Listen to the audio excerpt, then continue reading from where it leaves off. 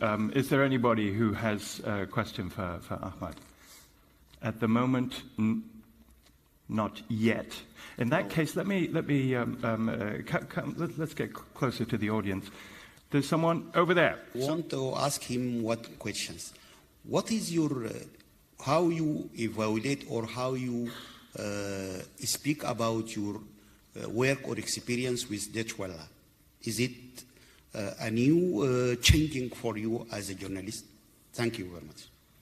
It is a new? The question was to talk about your work experience with DW, right? Yes, yes. After he go to Deutsche Welle, is it he feel changing in his warehouse to use or to be a media man really before he joined to Deutsche Welle? I think you understand my question. اسأل عربي وأنا راح أفهمك. I want to speak English as you speak. My English is bad, so you can speak Arabic. Okay, very simply. Okay. You feel changing when you join the Deutsche Welle as a journalist. That's all. Okay. هل شعرت بتغيير كبير عندما انضممت إلى Deutsche Welle? This is in Arabic, okay? شكرا لك. Okay.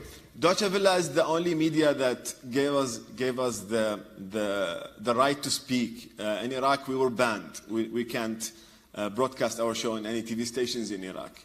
Deutsche Welle was the only media that let us speak freely and without interfering with our content. They never ever did interfere with any word in the show.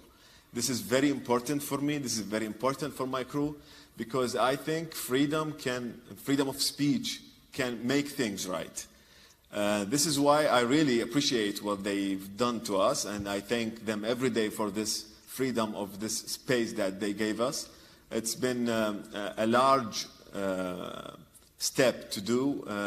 When we do a show on Iraqi TV, there's agendas for these stations, and we were banned from 3 TV stations in Iraq before. Because we made fun of their politicians that they pay them money. So here, this is the good thing that the freedom is great, actually. Thank you for that. Thank you for that question. I'm going to take advantage of my position right next to you and ask you a question of my own. I'm fascinated. As I said earlier, you know, sometimes I get to work and I think I wish I could do comedy. When did you make that transition from journalism, from classic journalism, coming into the work, into work and reading up and getting ready for news bulletins and so on, to comedy? What was the kind of the catalyst that pushed you to do news in a completely different way? Okay, most of Iraqis are like speaking jokes every day for the like say they make fun of their situations trying to get over it. We made fun of sectarianism war in 2007, and then we could get over the war after that.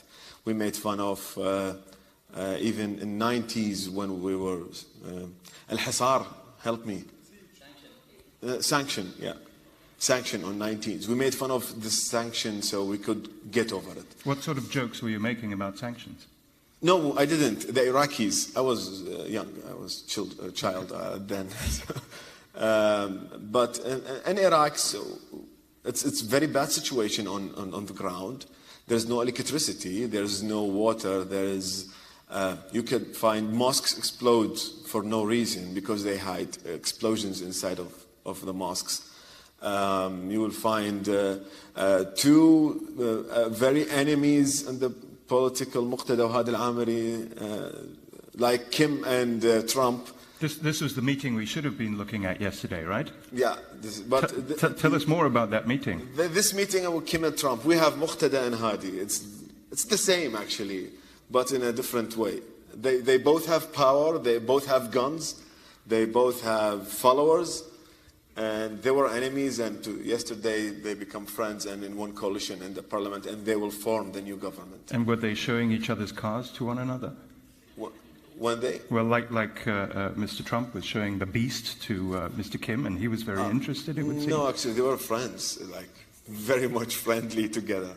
And this is why we're surprised. I'm still shocked, actually. It's like seeing Nicki Minaj and Cardi B shaking hands. Like, it's never going to happen, you know.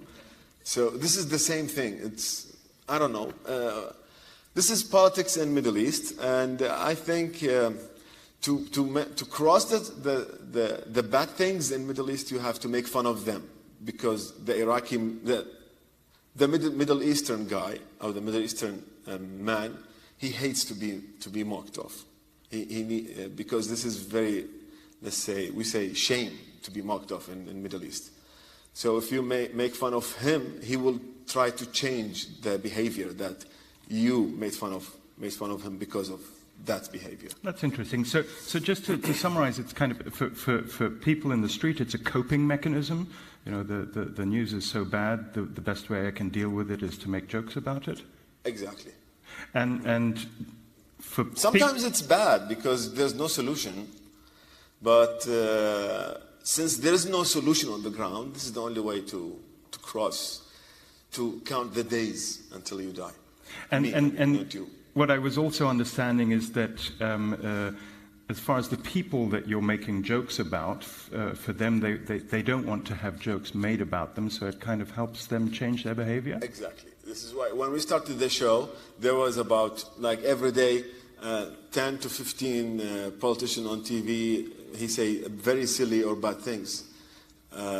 Today, we have lack of these statements. They count their words very much, very precisely before they speak on TV. So this is a change for me.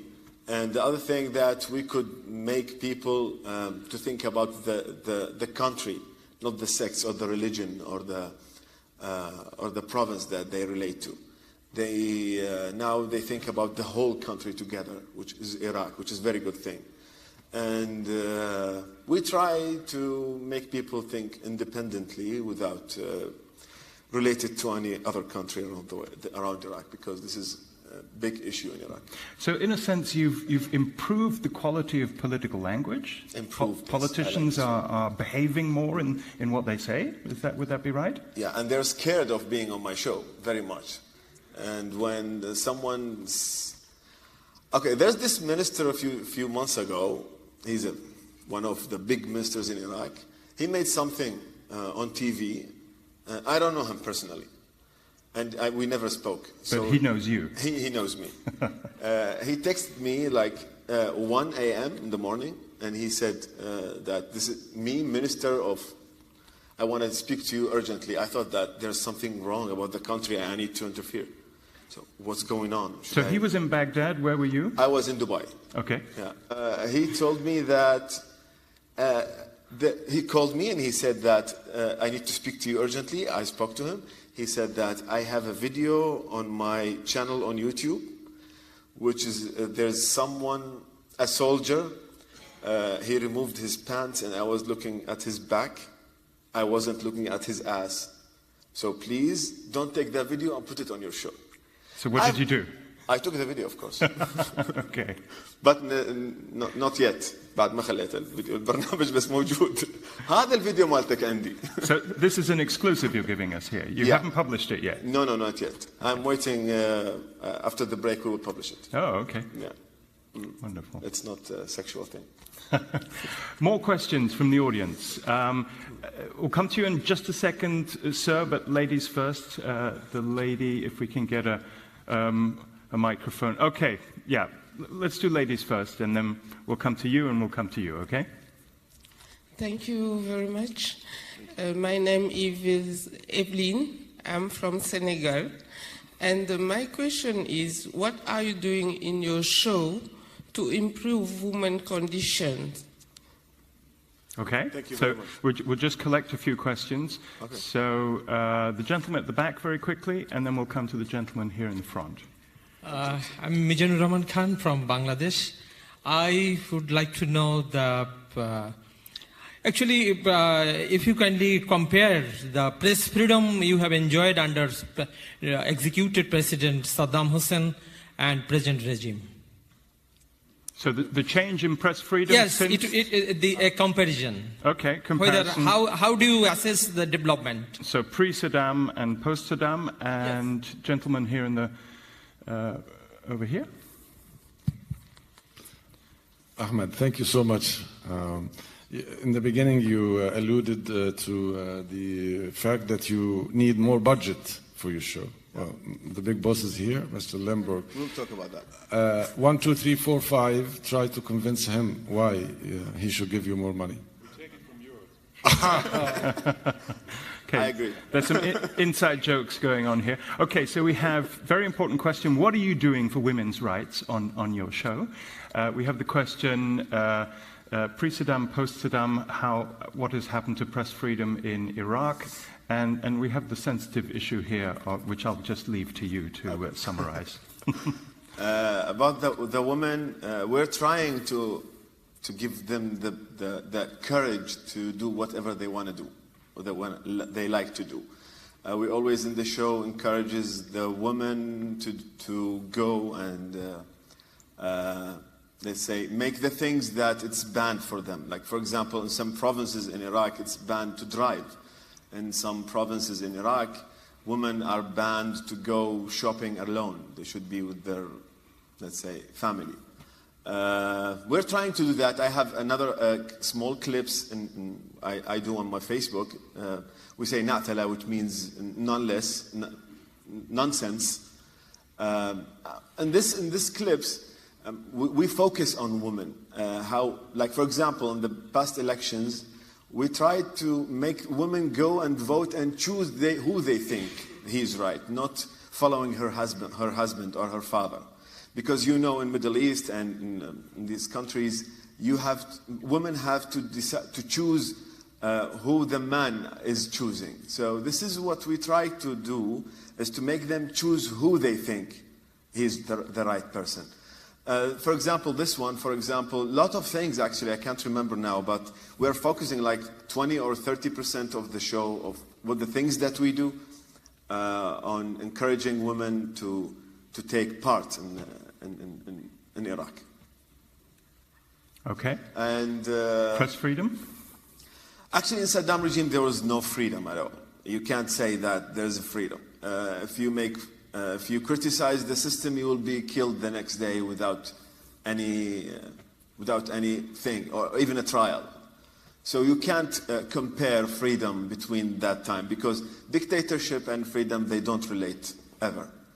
But in some parts, now we have freedom. You can speak in a way, like, let's say, it's not 100% freedom of speech, because, for example, I can't do my show, I can't present my show from inside Iraq. I will definitely got killed from the threats that we got, from the militias, from ISIS, from the security situation in Iraq that is very bad. But in Iraq now, people can criticize government, for example. They can criticize the prime minister, or maybe the parliament member, or maybe the head of parliament.